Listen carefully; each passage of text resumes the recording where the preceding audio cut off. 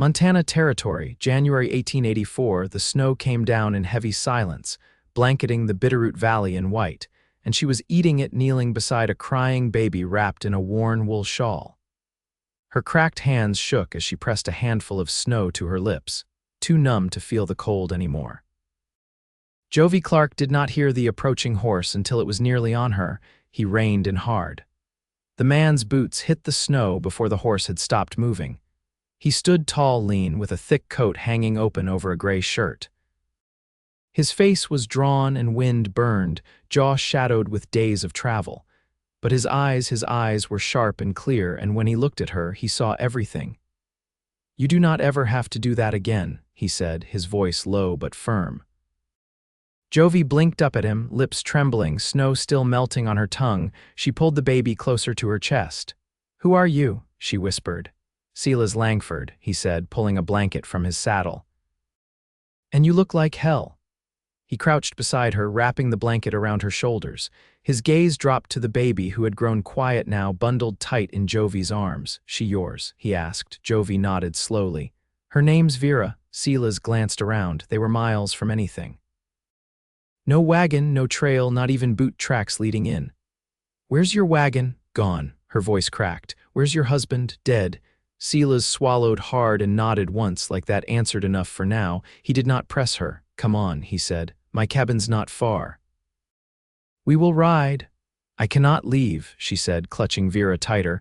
"We came from Dakota Territory, been walking since the last town. They said there was work in Missoula." "That's over 50 miles west," Silas said, "and you will not make it one more." "Come on." "I do not know you." "You do not have to," he said simply. "But I have food, fire, and a dry bed. That baby is turning blue." Jovie looked down at Vera, her tiny lips pale, her breath shallow. Her own body was shaking. She had not eaten in over a day. Snow had been the only thing she could put in her mouth. She nodded. Silas helped her up gently. She swayed, and he caught her by the arm. Then he lifted Vera with careful hands, tucking her inside his coat. "Horse will carry us all," he said, hoisting Jovie up behind the saddle before climbing up himself. They rode through the trees in silence. The wind bit at Jovie's cheeks, but the warmth of Silas's back and the steady beat of his heart through his coat held her up. It was near dusk when they reached his cabin, a small, sturdy thing tucked beside a frozen creek. Smoke curled from the chimney. He swung down first, took Vera, then helped Jovie dismount. Inside, it was warm, the fire already burning. He moved quickly, setting Vera in a wooden cradle beside the hearth and throwing more logs on the flames. Then he turned to Jovie. "Sit," he said, pointing to the chair near the fire. She did. Her hands were shaking too hard to unbutton her coat. Silas knelt in front of her, undoing the buttons without a word. Then he tugged off her boots, peeled off her soaked stockings, and wrapped her feet in a dry towel. "Why were you alone?" he asked, not looking at her face. Jovie swallowed. "My husband died in Bismarck. Fever, we had nothing left. I tried to find work, but no one wanted a woman with a baby. I thought we could walk west. I heard rumors." Silas stood and moved to the cupboard. He ladled something from a pot stew, thick and steaming, and brought it to her. "Eat," he said. Jovie stared at the bowl like it was gold. Her hands trembled as she took it. The first spoonful nearly made her cry. He checked on Vera, wrapped her in a dry blanket, and then sat across from Jovie. "You are lucky I came through that pass," he said. "I do not ride it often in winter." "I was not expecting anyone," Jovie said softly. "I just kept walking." Silas watched her. "How old are you?" 23, he nodded. "You?" 31. The wind howled outside, but the cabin held strong. Jovie finished the stew and her body started to thaw. Vera stirred in her sleep. "Do you live out here alone?" she asked. Silas nodded. 5 years now." "Why?" "Because people lie, land does not." Jovie looked at him for a long time. There was something in his voice, quiet pain, old and settled. She stood slowly, walked to the cradle, and touched Vera's cheek. "I should not have done it," she whispered. "The snow." "I was just so thirsty, I thought it would help." He rose and crossed to her. "You did what you had to." She looked up at him, eyes rimmed red. "I did not want to die out there." "You will not," he said. "Not anymore." Jovie did not flinch when he reached for her hand. He held it gently, warm and strong. "You are safe here," Silas said, and she believed him. That night, Vera slept sound and warm. Jovie lay in a bed softer than anything she had known in months. Silas slept on the floor near the fire, rifle by his side.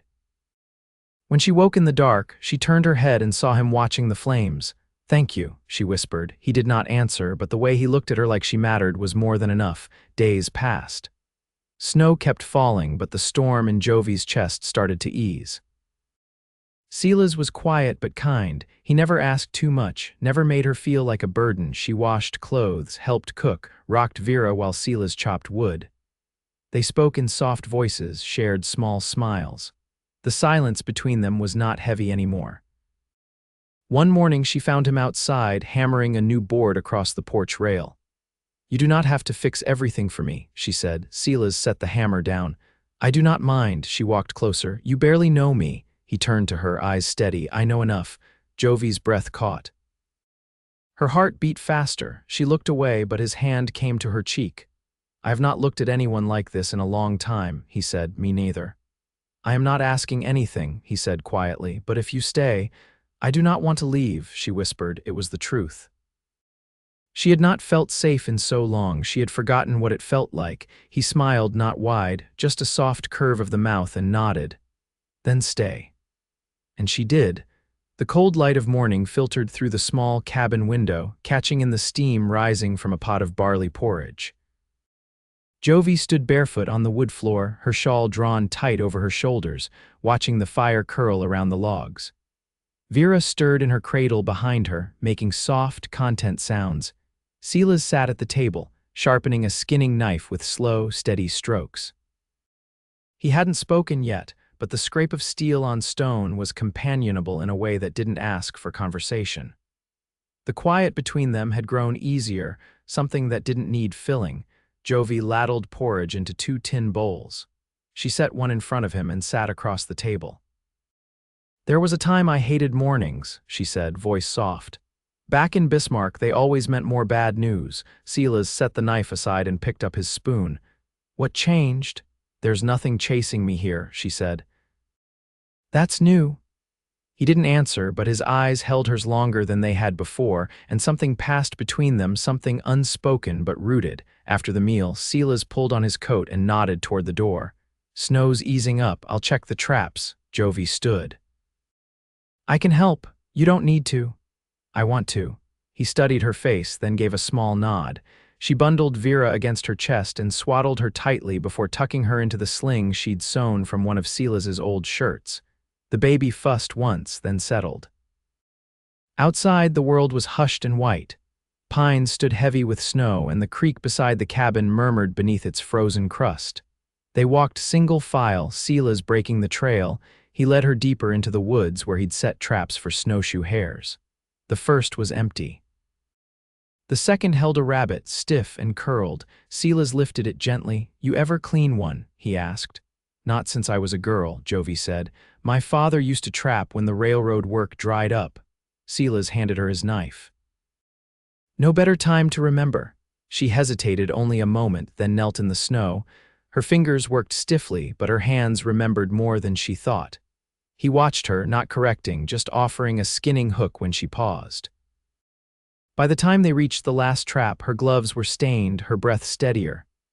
"You're good at this," he said. She stood, brushing snow from her skirt. "I'm learning again. You don't flinch, not anymore." The walk back was quieter. Vera slept, her cheek against Jovie's collarbone. At the cabin, Silas stoked the fire while Jovie strung the rabbit. She worked with slow precision, not speaking until the meat was hung over the hearth. "I was supposed to be a teacher," she said, wiping her hands on a cloth. "That's what I wanted." But then marriage came and there wasn't room for both. Silas turned from the fire. "Do you still want that?" She looked at him. "I don't know yet." He nodded once, like that was a fair answer. That evening, Jovie sat by the window, rocking Vera with one foot while she mended a tear in her shawl. Silas carved a slat of pine into a spoon, the shavings piling at his feet. "You ever think about leaving this place?" she asked without looking up. "No," he said. "But I've thought about not being alone in it." She glanced toward him. "You say things like that and then go quiet." "I don't know how to say more without saying too much." Jovie set down her sewing. "Try." He laid the unfinished spoon on the table.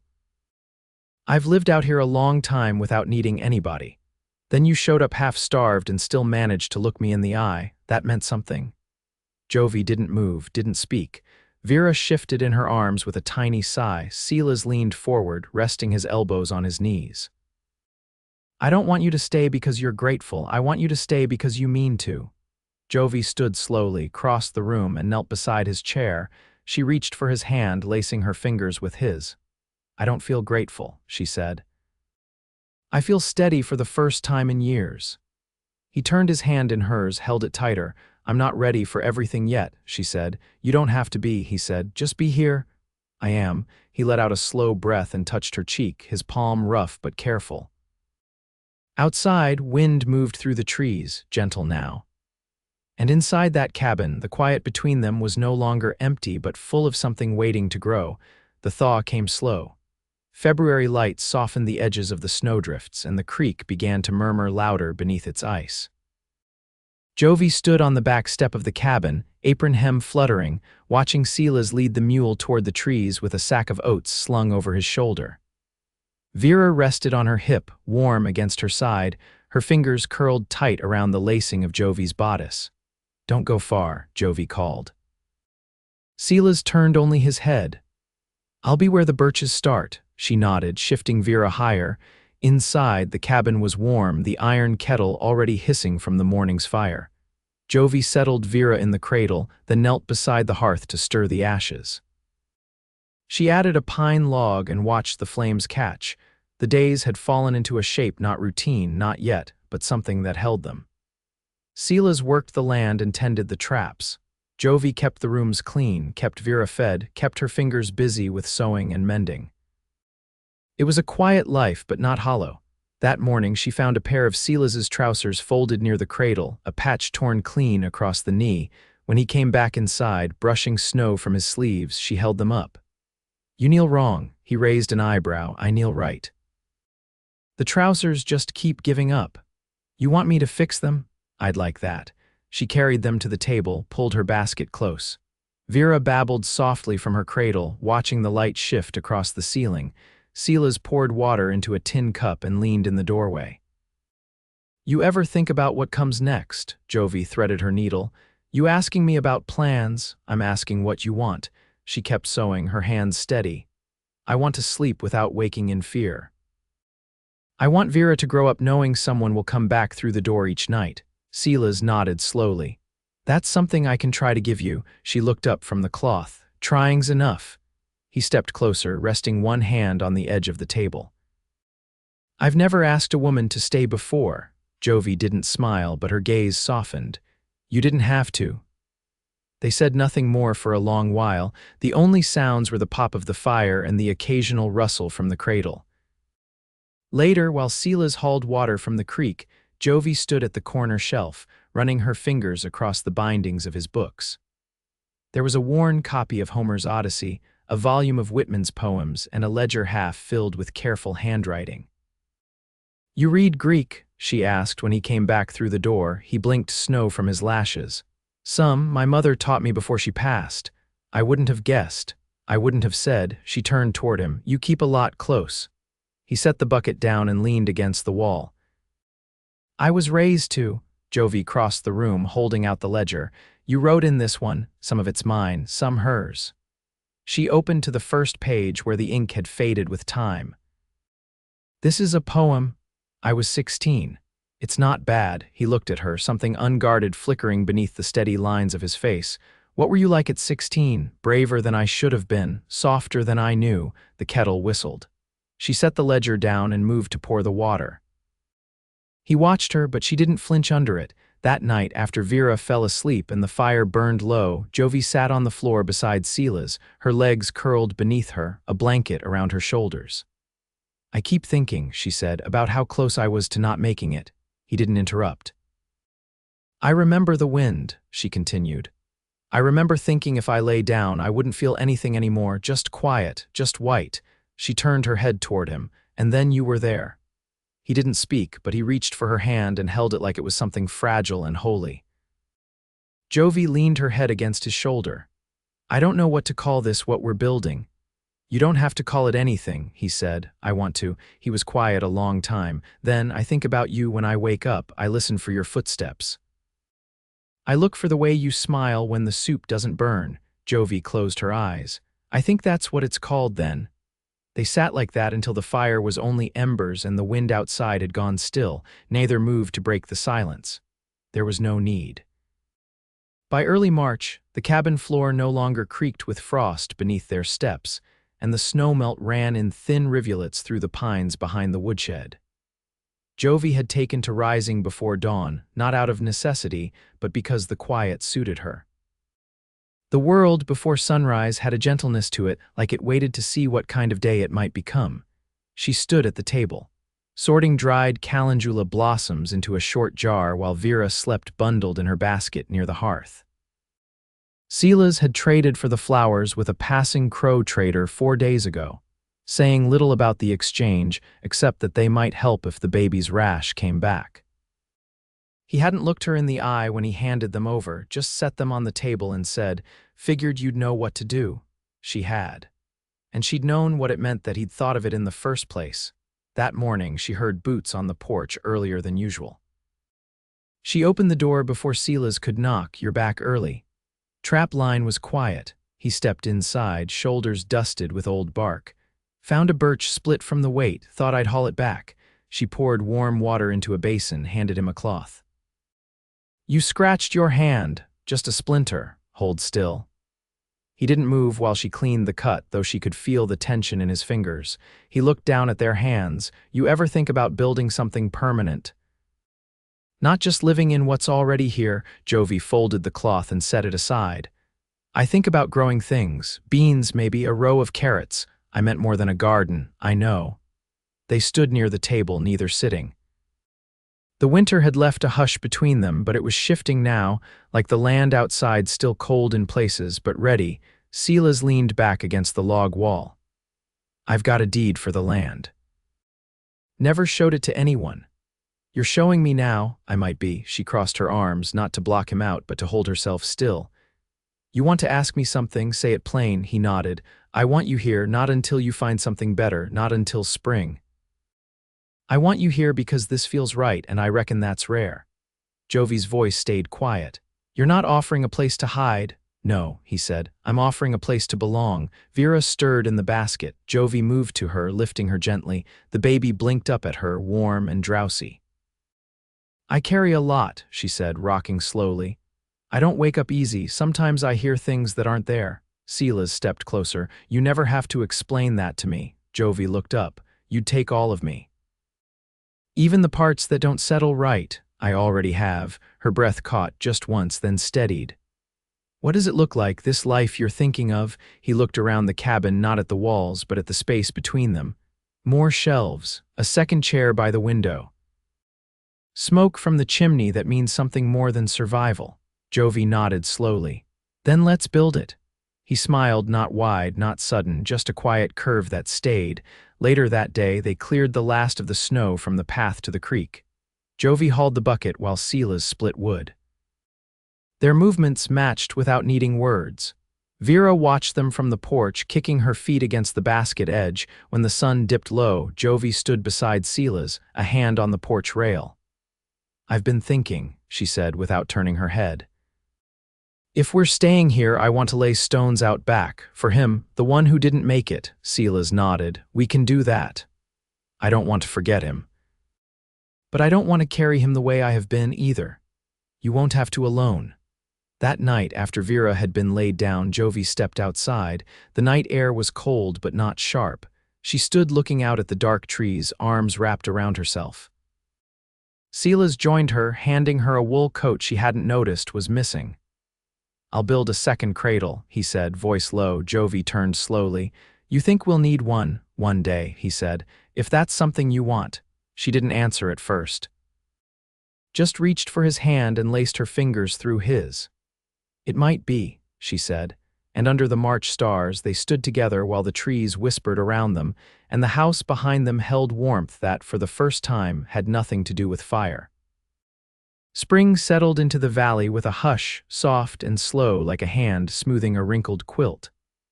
The snow had long since melted from the creek beds, and wild violets pushed through the damp soil near the cabin's eaves. In the mornings, birdsong rose with the mist, and the air held the scent of thawed earth and pine sap. Jovie stood beneath the cottonwoods behind the cabin, sleeves rolled to her elbows, her hands sunk into the dark soil of a patch she'd cleared near the tree line. She pressed down the last of the pea seeds, then sat back on her heels, dirt clinging to her fingers. Vera played nearby on the quilt Silas had laid out that morning, her small hands busy with a pine cone and a bit of ribbon. "You're planting them crooked," Silas said as he stepped around the corner with a bundle of fence posts balanced on one shoulder. "I'm planting them how I please," Jovie said without looking up. "They'll grow just fine." He leaned the posts against the nearest tree and crouched beside her. "If they don't, we'll try again next season." She glanced sideways at him. "You always plan that far ahead," he brushed a twig from her hair. "I do now." They worked in silence for a while, Silas digging holes for the fence while Jovie smoothed the soil around the seed rows. When Vera fussed, Jovie wiped her hands and gathered her up, holding her close against her chest. "You ever think about giving her a middle name?" Silas asked, pausing to drink from the canteen. Jovie looked down at the child in her arms. "I did once, before everything happened." "I thought maybe me after my mother," Silas nodded. "Vera me, that's a good name." "She'd have liked it," Jovie said. "My mother, she never met Vera. She'd be proud of her." "She'd be proud of you too, I think," Jovie said quietly. He didn't answer, but he touched Vera's cheek with the back of one finger, gentle as rain. Later that evening, Jovie stood at the table, kneading bread dough with steady hands. The window was open, letting in the scent of wood smoke and the low, steady chirr of frogs from the far side of the creek. Silas sat on the floor near the hearth, a length of pine balanced across his knees, shaping a cradle rail with a drawknife. "You ever miss it?" she asked. "Whatever you had before this place," he didn't look up, "not the way it was." "What way was that?" "Empty," he said. "Too many rooms, too few people who meant anything." She folded the dough over once more. "I used to think I had more than I did. I was wrong about a lot." He set the drawknife down. "You were right about this." She turned from the table, flour dusting her apron. "I didn't know I was. You came anyway." She crossed to him slowly, knelt beside the cradle rail. "You make things with your hands. I try to keep them alive. I think that's a good match." He lifted his hand and touched her chin. "I want to marry you." Jovie didn't flinch. "You sure you're not just saying that because I make decent bread?" "I've wanted to say it for weeks. I just didn't know if I'd earned the right." "You have," she said. "I'd say yes, right here, right now." Silas let out a breath and leaned forward, their foreheads touching. "We can ask the preacher in town. There's one ride circuit out of Stevensville. I'll ride in tomorrow." "I'll come with you," she said. "Vera too." His thumb brushed the edge of her jaw. "You don't have to change your name." "I want to." The next morning, they packed a satchel and rode out together, Vera nestled between them in the sling. It took most of the day to reach the preacher's house, a tidy clapboard with a porch that leaned slightly to the west. He married them beneath the cottonwoods behind his garden, with Vera gurgling in Jovie's arms and the preacher's wife holding a bouquet of early lilacs. They stayed the night in a room above the mercantile, where the mattress was too soft and the air smelled of lamp oil, but Jovie didn't mind. Silas fell asleep with his arm across her waist, his breath even and warm against her neck. By the time they returned home, the peas had sprouted. Silas added a second rail to the cradle, and Jovie planted marigolds along the cabin's front edge.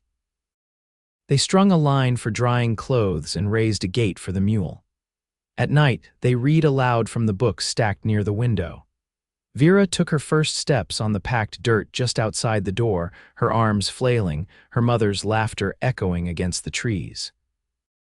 One warm afternoon, Jovie stood with her hand resting on her belly, her face turned toward the sun. She didn't say anything. She didn't need to. Silas saw her smile and nodded once, then walked over and wrapped his arms around her from behind. They didn't speak of loss anymore, not because it had vanished, but because it had been folded into something larger, something growing. And when the wind came through the valley in the evenings, it carried the scent of tilled earth, wood smoke, and something else, something like hope, settled and sure. They grew old in that cabin, with shelves full of hand-carved spoons and walls lined with books and little drawings in charcoal done by small hands. Vera thrived, strong-willed and clever, and by the time she could read aloud herself, her mother's laugh had returned for good, low and steady like a song remembered. They built a life marked by quiet grace and deep, steady love.